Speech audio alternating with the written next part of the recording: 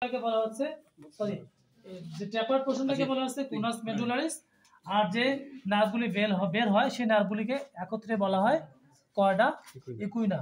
Equina means কি? Horse. Korda means লেজ, হর্সের লেজের মতো। এখানে যদি আমি অনেকগুলি সুতা ঝুলাই দিই, লেজ হবে না? হর্সের লেজের মতো হবে না? আর যে পোর্শনটা ট্যাপার হয়ে যাবে সেটাকে কি বলা হবে? কোনাস মেডুলারিস। তোমরা সেটা অবশ্যই পড়ে নেবা, কোনাস মেডুলারিস। এরপরে কিভাবে স্পাইনাল নার্ভ ফর্মেশন হয়? স্পাইনাল নার্ভ ফর্মেশন হয়। How spinal nerve is form? কিভাবে হয়? স্পাইনাল কর্ডকে আমরা কতগুলি ডিভিশনে ভাগ করতে পারি, কতগুলি সেগমেন্টে ভাগ করতে পারি। এটা হচ্ছে সার্ভিক্যাল রিজিয়ন, এটা হচ্ছে থোরাসিক রিজিয়ন, এটা হচ্ছে লাম্বার রিজিয়ন, এটা হচ্ছে স্যাক্রাম রিজিয়ন, তাই না? তো সার্ভাইকাল রিজিয়ন থেকে যে নার্ভগুলি বের হবে, সাপোজ এটা হচ্ছে স্পাইনাল কর্ড, এদিক থেকে ডরসালি একটা বের হবে, একটা ভেন্ট্রালি বের হবে, এদিক থেকে ডরসালি একটা, ভেন্ট্রালি একটা। তাহলে ডরসাল রুট, ভেন্ট্রাল রুট, এই রুট দুইটা একত্রিত হয়ে, এই রুট দুইটা কি হবে? একত্রিত হবে এদিকে হয়ে একটা নার্ভ তৈরি করবে আবার। সেই নার্ভটাকে বলা হবে স্পাইনাল নার্ভ। সেই নার্ভটাকে কি বলা হবে? Spinal nerve.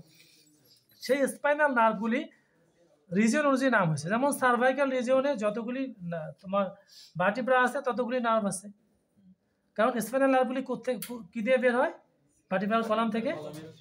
ভার্টিব্রাল কলাম থেকে বের হয়, ইন্টারভার্টিব্রাল ফোরামিন দিয়ে বের হয়। ইন্টারভার্টিব্রাল ফোরামিন দিয়ে বের হওয়ার পরে এরা একটা স্পাইনাল নার্ভ ফর্ম করলো, যেটাকে বলা হচ্ছে cervical 1, cervical 2, cervical 3, cervical 4, cervical 5, cervical 6। এরপরে থোরাসিক 1, থোরাসিক 2। ঠিক সার্ভাইকাল 4 থেকে শুরু করে সার্ভাইকাল 6 পর্যন্ত, এবং থোরাসিক 1 এবং থোরাসিক 2 এগুলি মিলে একটা জায়গায় এরা একত্রিত হয়, অ্যাকুমুলেশন হয়, হওয়ার পর একটা শিট ফর্ম করে, যেটা এখানে ফর্ম করছে brachial nerve plexus. Brachial nerve plexus. ঠিক একইভাবে লাম্বার রিজিয়নে লাম্বার 3, 4, 5, 6 এবং স্যাক্রাম 1 and 2 একত্রিত হয় এখানে একটা প্লেক্সাস তৈরি করছে, যেটাকে বলা হচ্ছে lumbosacral plexus. From the lumbosacral plexus there are 7 nerve, ঠিক আছে, originated. There are 7 nerve originated. Among them this one femoral nerve, because the nerve supplied to the femur region, তাই না? ফিমারে যে মাসেলগুলি থাকে সেই মাসেলগুলিকে নার্ভ সাপ্লাই দেয়, এজন্য এটাকে বলা হচ্ছে কি? Femoral nerve. এরপরে এটা হচ্ছে অবসোলিউটার ফোরামেন, ঠিক আছে? এটা কি অবসোলিউটার ফোরামেন। এই ফোরামেন দিয়ে যে চিকন নার্ভটা বের হয়েছে এটাকে বলা হচ্ছে অবসোলিউটার নার্ভ। এটা কি নার্ভ? অবসোলিউটার নার্ভ। যারা দেখতে পারো না তারা আবার দেখবা, এটা কি বলা হয়? অবসোলিউটার নার্ভ। এরপরে হচ্ছে মোটা একটা নার্ভ ইসচিয়ামের পাশ দিয়ে বের হয়ে আসছে, এটাকে বলা হচ্ছে ইসচিয়াটিক নার্ভ আর সায়াটিক নার্ভ। এই সায়াটিক নার্ভটা পরবর্তীতে আবার দুই ভাগে বিভক্ত হয়েছে। একটা হচ্ছে ভিতরের দিকে গেছে, এটা একটা টিবিয়াল নার্ভ বলা হচ্ছে, টিবিয়ার দিকে গেছে। আর একটা বাইরের দিকে গেছে ফিবুলার দিকে, এটাকে বলা হচ্ছে ফিবুলার নার্ভ অথবা পেরোনিয়াল নার্ভ। ফিবুলার আর পেরোনিয়াল, টিবিয়াল নার্ভ, ফিবুলার আর পেরোনিয়াল নার্ভ, ঠিক আছে?